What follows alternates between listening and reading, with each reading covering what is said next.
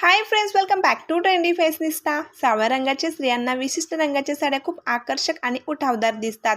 योग्य रंगाची निवड केल्यास तुमच्या सौंदर्यात अधिक भर पडते। मस्टर्ड येलो, विटकरी लाल आणि मरून रंग सावळ्या रंगाच्या सौंदर्याला एक वेगळाच लुक देतात आणि तुम्ही सुंदर दिसता। जर तुम्हाला सौम्य रंग आवडत असतील तर पीच, धुरकट, गुलाबी, लव्हेंडर हे रंग निवडावेत। हे रंग दिसायला अतिशय मोहक आणि क्लासी वाटतात।